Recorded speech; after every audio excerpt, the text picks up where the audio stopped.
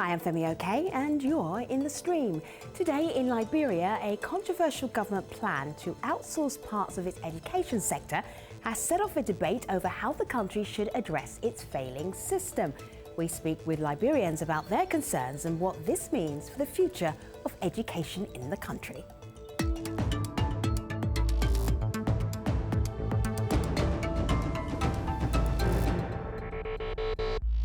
So a few years ago on the stream, we had a conversation about the education system in Liberia because high school students who took university entrance exam, every single one in the country failed. That was a red flag as to there being an issue in Liberia with its education system. The government has decided to do something very innovative, something very controversial. What are you seeing online, Malika? People are calling it outsourcing to a U.S. firm, and they're pretty entrenched on either side of this debate on what to do about it. This is Audrey, who says what Liberia needs is structure, and this new company could bring that to the public education sector. On the other side of that debate, you have someone who has some questions and wants answers to them. This is MG, who says, why do we need a foreign entity to do this? And how can the Liberian government do this on their own? We'll get answers in this show. Tweet us your own questions with hashtag AJStream. Education is the cornerstone to every successful nation in the history of the world. It cannot be understated. You can build all the roads, you can build the bridges, you can build the lights, you can build the dams, this one and that one. If you have an uneducated population, it's all for nothing. So that was a clip from a little film produced by the Ministry of Education in Liberia. Liberia has been struggling to find a solution for its broken education system for years. But recently, the government unveiled plans to outsource parts of its education sector to a US private firm. Bridge International Academies will partner with the government to launch a pilot program dubbed Partnership Schools for Liberia. The aim is to get the country's schools back on track. So, in a country where 500,000 children are still out of school, is outsourcing the answer? To help us talk about this, we're joined by Wade Williams. She's a journalist and a concerned parent. Aagon Tingba Jr. is the Deputy Minister of Education in Liberia. Kanio Bai Gbala is a program officer at the NGO Trust Africa in Monrovia, and Josh Nathan is the academic director for Bridge International Academies in Liberia. It's good to have you here, everybody. Let's start with a moment of candor and just talk about the state of primary education in Liberia. Worst case scenario, Wade. There's a picture that you shared with us. I'm just going to go and find it and see. This is just outside of Monrovia. Where's this school? This is a school about an hour, not an hour, because if you are in Douala, it's like 15 minutes from Monrovia. Okay. So it doesn't look like it's got too many resources. No, and what you see is like the case with most of the primary schools, you know, most of the public, you know, primary or secondary schools in rural Liberia. And that school is not far, you know, from the capital. And it's in when I was there sometime in July last year, it was in a really deplorable, you know, condition. The floors were broken. The children hardly, you know, had blackboards. You know, some of them hardly had uniforms, you know, to wear, you know, and some of them, you know, went to school, you know, without food because they were promised, you know, that they will be fed, you know, at school. And we've seen a lot of challenges, you know, with our education system. It is not isolated, you know, it's a part of the whole Liberian, you know, situation, you know, after the war. You know, everything was affected, including the schools, and the education system has not, you know, been able, especially the public, you know, education sector has not been able to sort of like restructure and wake up. Yeah, you know. I mean, this is an ongoing challenge. Yes, a major challenge. Malika. So, of course, we wanted to talk to students about this and their experiences. So we got a video comment from Abraham Keita, who used to be, he was a former guest on this stream. He's now a senior in a private school, but he grew up going to government public schools, and this is what he had to say. In schools today, I see a lot of kids, a lot of students like myself, who need libraries, they want access to laboratories, and they want health facilities. And above all, they need qualified teachers, because without qualified teachers, they will not have solid education, they will not have adequate education, and as a result, their future may be doomed. So Kanio, that's a long list of things he says students need but clearly aren't getting. Qualified teachers being one of them. What's going on? Well, I think firstly that this conversation is one that we all hold mutual, despite the divergences in our views about how we can arrive at this desired outcome of making education better in Liberia. But I think what's the crucial issue here is something that one of those who just tweeted, I think it was someone who said, if we need structure, why aren't we putting structure into place? And I think that's a fundamental responsibility of the government. Something like education is not just about going to class and imbibing lessons that are reeled off an iPad. It's not about just taking numeracy skills. It's about who you become as a person. It's about your values, those value system, your ethos, and all of the things that make you a well-rounded individual. I think when you come from a catastrophic conflict like what Liberia has come from, when people are still grappling with things like what is civics, what's patriotism, how do we relate to the state, to our country, to rebuild the educational sector requires not just having lessons in reading and numeracy and writing, it requires a whole rethink of the sector. So, Kanio, you've got kids. You've got kids, right? Kanio? Yes, I've got 2 kids. Do they go to public school or private school? They go to private school. Why? They go to private school obviously because the service there is better. And these are privately run entities. And they determine their own methodologies, they determine other issues that are in place that you don't find in public school. Now, I don't think that reinforces the argument of outsourcing primary education as a solution. I think it's symptomatic of the fact that instead of ensuring across the board, both in terms of public and private, the government has not been able to arrive at a solution that brings all of these two structures together. And now starting to outsource primary education is further going down that route. Let me just bring in Aagon, who's the Deputy Minister of Education in Liberia. Aagon, the government has tried so many different things over the last, let me think, it's 10 years. 10 years. 10 years of trying to work out how do we build up our education system. Have you now just said, we give up, we need some help? Is that what you're doing right now? It's not that the government is giving up. As you rightfully stated, we've come a long way. Since the civil crisis, lots of things happen here. Infrastructure shatter, flight of teachers. So the very qualified ones that we had before, we can't find them anymore. They are very limited in number, the qualified teachers. Infrastructure is a problem. Most of the structure, like you saw on the screen, they are dilapidated. They are not conducive for learning. And again, another thing has to do with budgetary constraints. There are lots of priorities of the government. The government has allocated about 44.5 million of its national budget for Ministry of Education, not the education sector, but the Ministry of Education. So who came up with the idea to partner with Bridge and other private entities? Was it Liberia's Ministry of Education, or was it Bridge? Who came to who? Whose idea was that? Josh? No, my boss, the Honorable Minister of Education, Honorable Warner, he and the president, Manahani Johnson, our president, traveled to Kenya. And what amazed them there was that to find some little kids in first, second, or third grade reading, and we don't have it here in Liberia. To find our kids as first, second, or third grade reading is quite limited. So they decided to ask more questions, and they visited the Bridge School, and they felt amazed, and they decided to say, okay, can we partner? Can we partner and bring this to Liberia? And then when my boss returned in December, January, we convened stakeholders meeting. Over 30 NGOs and educators across the Liberian society, including some international partners, will convene a meeting of stakeholders to discuss the idea of Patagongo Bridge.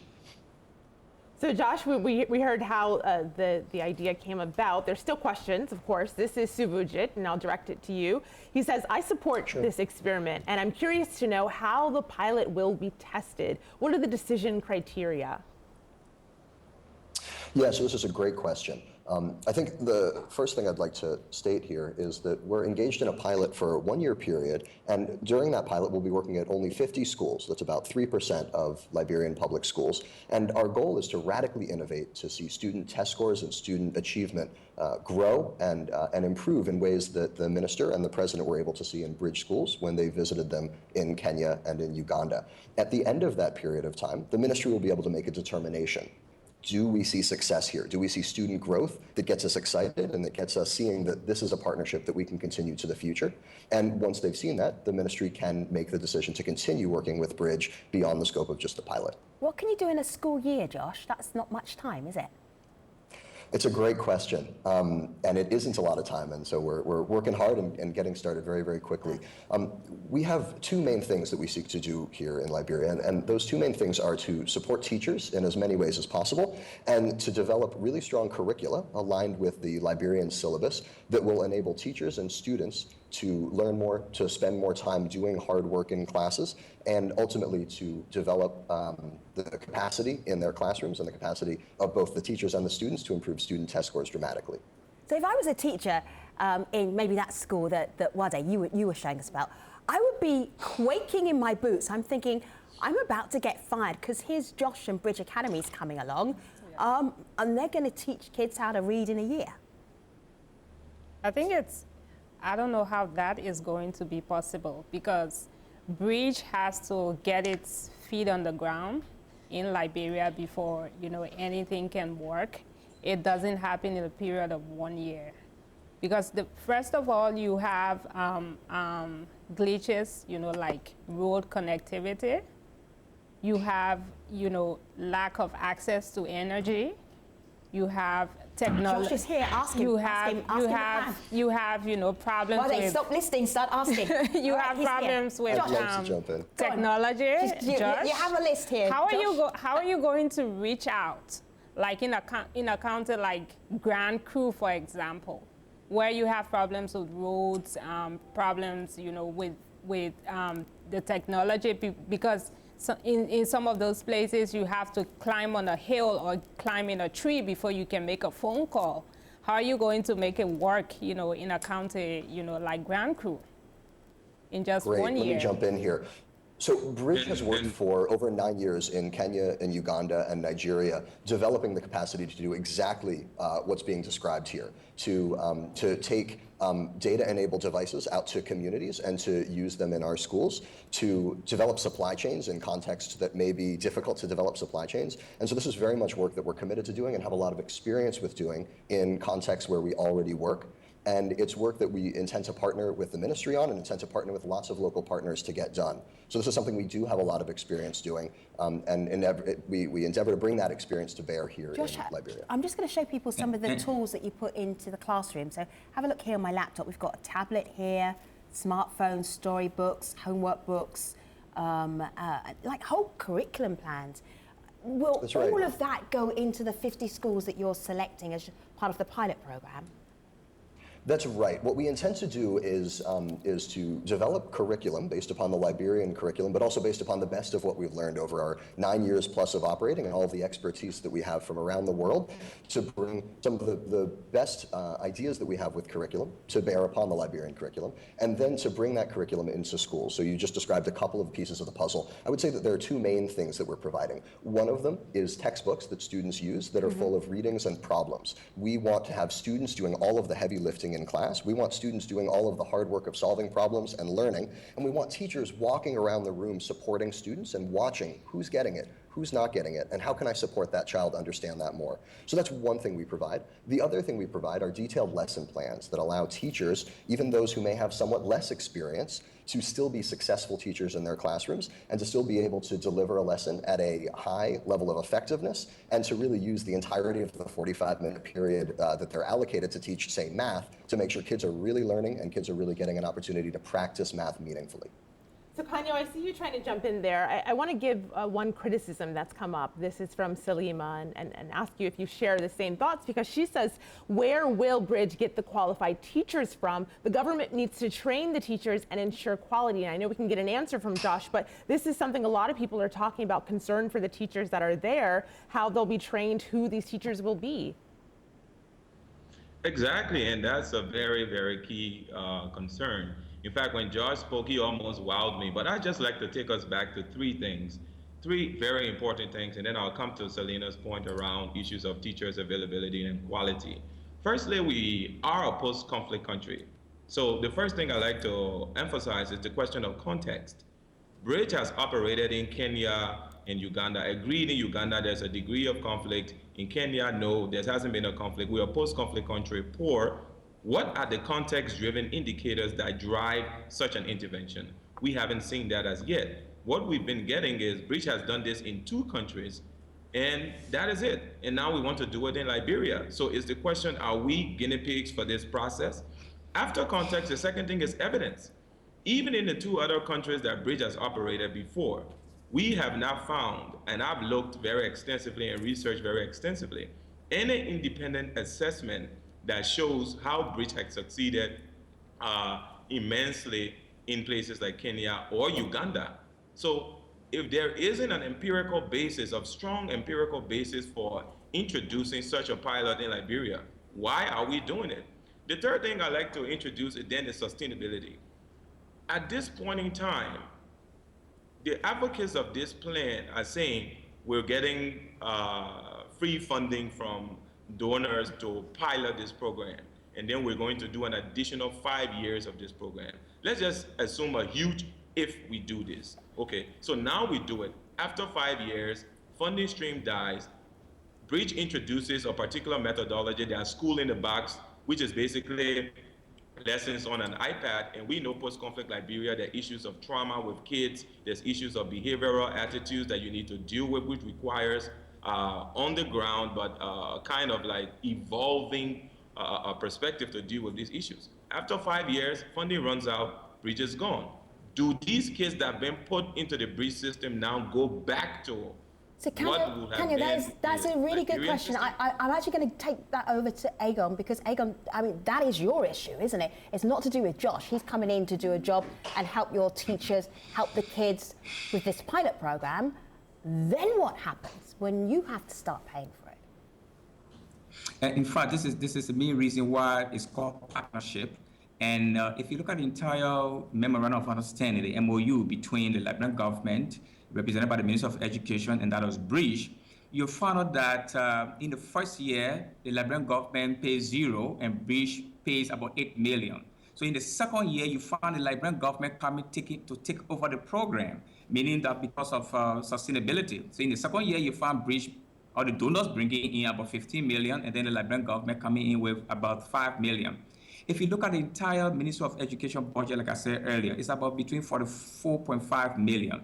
Now, if Pilot 1 goes through and we say, okay, you know what, we tested this whole thing through this whole innovative lab and we love it, can we continue with up to year 2, year 3, year 5, up to year 5? At year 5, the Liberian government, if you read the MOU, will have about 65 million. So gradually, the government will be taking over for the sustainability effort of it. So this is well crafted out. Now, so on the first question, yes, on the question with about the trained teachers, where they just struck our points through there with the teachers issue. This entire pilot also addresses most of our major priorities: qualified teachers, teacher training, and so forth. So if you follow the trend in Liberia right now, across this country, in Tingba County, Bon County, including Monserrado County, we are currently testing our teachers. So if Bridge arrives on the ground, guess what? Bridge will already have teachers that have been tested and well trained. The least amount of teachers will be C certificate teachers. So the issue with teachers will be no problem. Okay, now, so let me so Dr. Minister, let me just show a little clip here, because the issue with teachers is critical for Liberia. I want to show you why teachers are struggling. Primary school teachers are struggling, high school teachers are struggling. Have a look at this little clip. Liberians don't need to know this, but the rest of the world does. Have a look. In the past, we saw that most of the teachers who came to teach after the war, our civil war, many of them did not have the training, the professional training. These teachers, because of the situation at the time, were not qualified. But education needed to go on. So they had to volunteer themselves into the classroom to see how best they could help. You know, you see that, you see how bad the situation is. And so you then have people online saying, well, maybe this is better than nothing. There's 2 tweets like that. This is one. She says, yes, this is a lazy alternative, but absolutely nothing is being done otherwise. Another person says, right now, many Liberian students are not being educated at all, and competition will make government schools better. So can you see any bright light? I don't think there is any rocket science in what Josh has explained just now. And I don't think why we need an international firm, you know, to come into Liberia to do what he has explained. But why don't you need that? Because, I'm just playing devil's advocate, 500,000 kids in Liberia are not at school. And a couple of years ago, when all the high school students tested to go to university, not a single person passed that test. Let me give you an example, a personal example. Yeah. I have a 15-year-old daughter. By the time she was 2 years old, she started pre-K. She was in nursery, and by the time she was 6, she was in the 1st grade. And she moved on. By the time she was in the 1st grade, she could read. I didn't send her to an American school. It was a Liberian school, a church school. Now she's going on to the 11th grade at age 15. And you pay for her education? Yes. Now you pay for her education, she gets private education. Yeah. What about all the other young kids in Liberia? Why don't they deserve quality education as well? Why can't we use, you know, the success, you know, the Liberian experience? Use it as a template? Yes. In-house? Why can't we? In country? Yes, in country. Why can't we bring together the expertise that we have? So we have Liberia. We have this family here is a good example, doing really well, reading at a young age, doing well at school, in a Liberian school, funded by Liberians. Why do you need to outsource? Unfortunately, that's a little drop in the bucket. I agree with her. There are some private schools here that are doing better. But the question is, how about the private, the public schools? You have about approximately 5,400 schools in this country, of which more than 3,000 of those schools are public schools, and they are the most challenged schools. Yeah, in fact, even some private schools are also challenged. So the opportunity that perhaps where this 6-year-old had, there are many students in the public school do not have. And this is where PPP comes in. Because we want students in public schools to have similar opportunity like where this daughter in private school. Because there are many children, many families in this country do not have the money to send their children to the schools that where they send her daughter. But we do not. We don't want where their daughters to have unfair advantage over other students. This is what we're trying to bring in PPP. We do not need a foreign entity to do that. We have the expertise in Liberia, and we can pull together the resources that we have. We can pull together the expertise that we have, that people that are already doing it, we can bring them to the table and say, hey, what are you doing differently that we need to replicate in public schools? Okay, so everybody hold that thought. I'm just going to throw in that you had 10 years of time to do that, right? Yes. Very slowly. So if you want to speed this up, you might need a few more models. Hold tight for a moment, Josh, and I would like you to join in the conversation again. Yeah. We're right at the end of the show, so just don't forget what you were thinking, because we're going to go to the post-show. But Malika. I'll give us 2 thoughts from this debate. Harrison says, Liberia is recovering from war, they need assistance, and Bridge is here to do that. On the other side, Hannah says, fundamental problem when curriculum for Liberian students is created in Boston. Goodness me, what a dilemma for Liberia and actually many developing countries. We're taking this debate online. Hopefully you can join it too. Stream.aljazeera.com. Thanks for watching.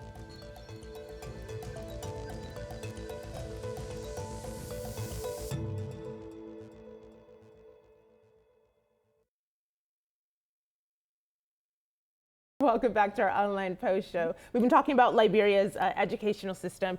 And so one of the terms that's come up a lot in this discussion is post-conflict. Liberia is post-conflict, suffering from war. This is Calestius. He reminds us of a show we did 2 years ago. He says, in 2013, no single student got university admission grades in the whole country, a chilling impact of the Civil War. And we covered that in depth. There is a response, though. This is Nora. She says, Liberia is 15 years plus years out of conflict. How is it still framed as a conflict zone? This is part of the problem that we're seeing. Kanio, do you want to take that on? Exactly. And that is exactly my point, when even the point that Nora made about, I wouldn't go as far as saying colonialism, but I would say it speaks to my question about what kind of students are we building? Are we only considering transferring numeracy and reading skills to our students? Or are we looking at the civic component? Are we looking at bringing them back into the space where the state interacts with the people? Liberia coming from war, there are still questions of how do you build good citizens? It is in our schools at the primary level. It's where our kids arrive at who they are fundamentally as a person and their relationship to other people in other countries. So Kanio, are they getting that education? Are they getting that education right now? Because I'm wondering whether you're picturing this idealistic education system that you don't actually have right now. And remember, while these kids are in private school, your kids are in private school. Let's be pragmatic. May I jump back in right there? Yeah. The proponents are pitching PPP as the solution to our problem. We're not saying that what we have now is the best. What we're saying is that if we redirect our efforts to investing in the current system, a system that can be sustainable, then you can still have those results. It does not have to be bridged. If there's the question of the money, I think if you set your pattern, if you set your agenda, we've got an educational policy that we've written, we have an educational law, we have all of the documentation identifying the gaps. Why aren't we investing in those structures? I'll tell you why. I think that we're being used as a guinea pig. We've not seen conclusive evidence, and I've scoured, like I said before, about PPPs in education delivering dramatic results. They are all big lukewarm in terms of the results. So if the question is we don't have dramatic evidence or conclusive evidence to show that PPPs in education bring about these results, why are we going that way? And if this is really about people helping us, helping Liberia to stand up again and directing these funds, then I don't think the strings will be attached. I don't think they will mandate that we have to deal with a bridge. Let me bring in Josh. Josh, because I remember you were about to come in at the end of the main show. Go ahead, Josh. What was the point that you wanted to make? Thanks very much. There's a real concern I hear about this worry that something outside is coming into Liberia, something from externally is coming in to tell people how to do, to run their schools, to tell people how to teach their children. And I think nothing could be further from the truth. This pilot program, this partnership is based upon working with teachers who currently are working in Liberian public schools. No teacher will be fired as a part of the partnership at all. Teachers who are currently teaching and are currently certified will be a part of the partnership and will be the teachers teaching kids.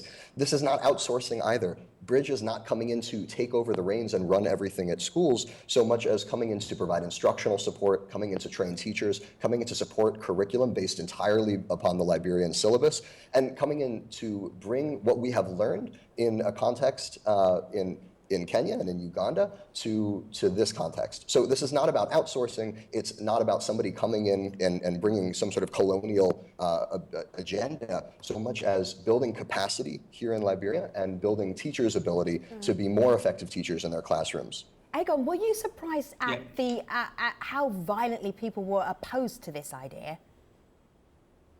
Yeah, change. We love change in human as a nature, we love change, but then when the change is about to come, there's a lot of resistance.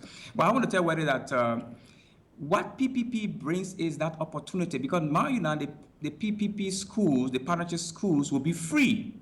Imagine a school free, but having similar technology, similar opportunity like Weddy's daughter, all right? The PPP will be free. And it's not privatization. Because in privatization, you're giving out ownership. The government maintains this ownership of the schools. The government remains the regulator and so forth. Look, I went to a school in this country. Where I had the opportunity, like I said earlier, to have my set of books. The opportunity I had then, it pains my heart that most of the students coming up now do not have that opportunity, where they do not have access to their core textbooks. It is not quite recently that the Ministry of Education, this government, decided to start to got funding to distribute textbooks to core textbooks. I mean, it's really shocking for people from to grade 5 to grade 9, understand and then this, grade 10 to grade 12. unless they've been to schools in Liberia, that you can go into a school library and there wouldn't be a single textbook there, and that even books and pens and like basic supplies are missing from Liberian schools. Malika? Well, there's a point online picking up on what Aagon just said. This is James on Twitter. He says, half of the schools in Liberia are operated privately. Their cost far exceeds what Bridge normally charges. And of course, you just heard that right now the schools under Bridge will be free. Then what do you make of this? That, you know, this is a lot cheaper than a private school would be, so it's a good alternative.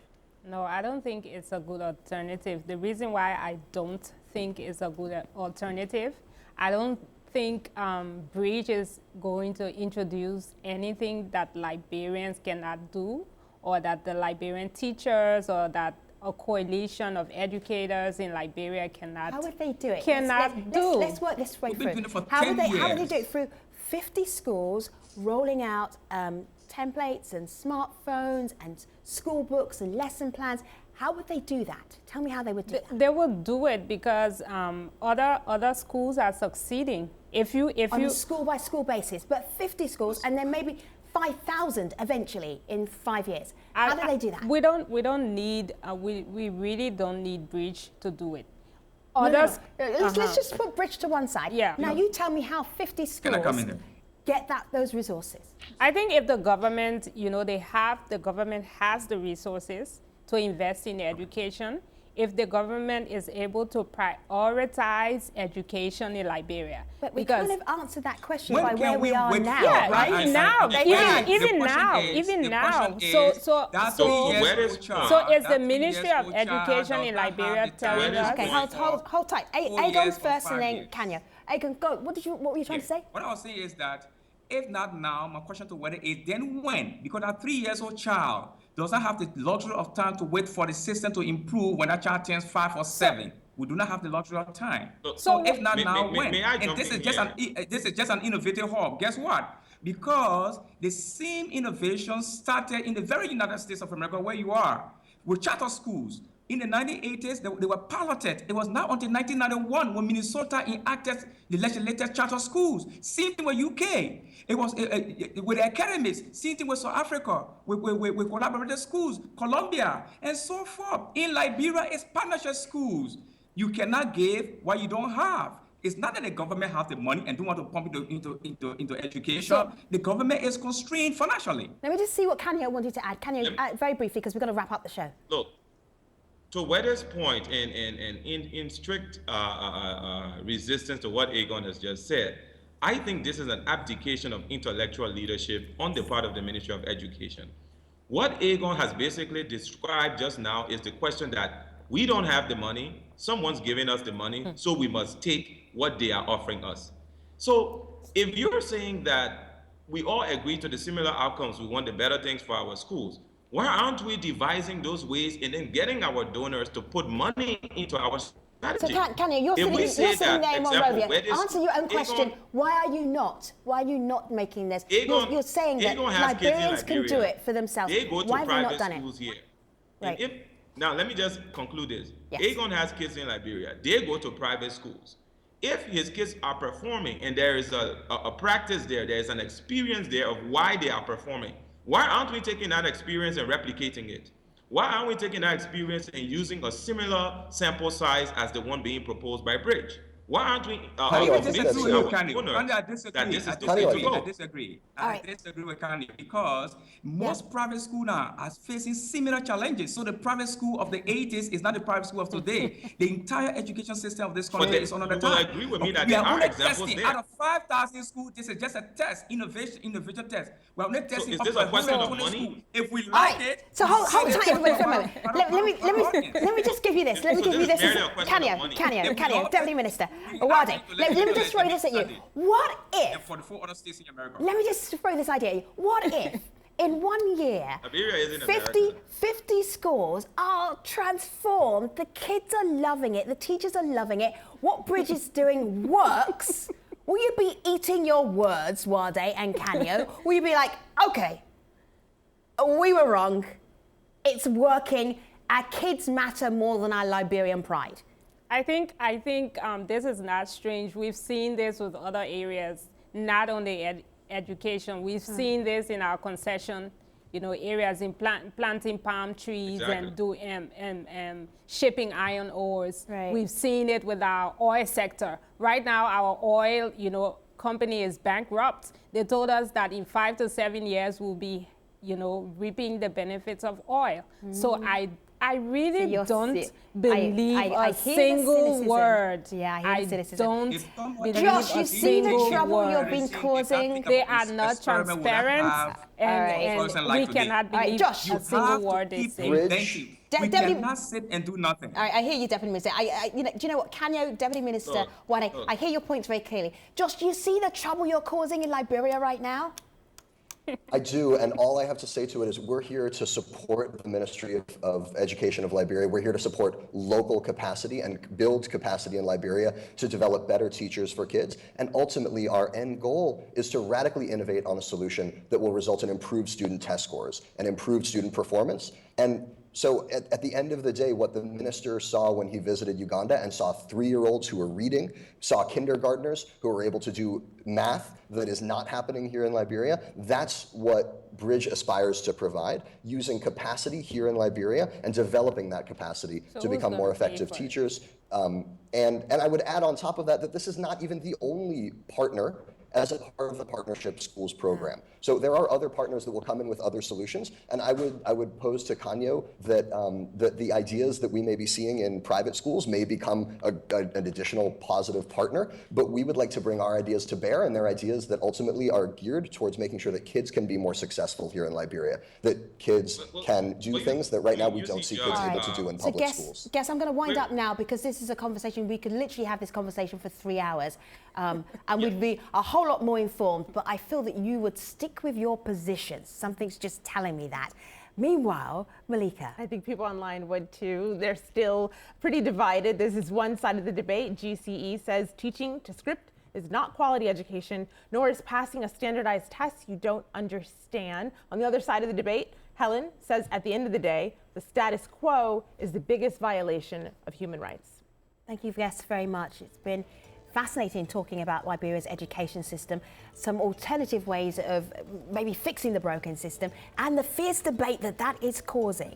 So thank you to Wade, to Deputy Minister of Education Aagon Tingba Jr, and also to Kanio, and also Josh as well. Appreciate your time today and for joining us on the stream. Take care, everybody.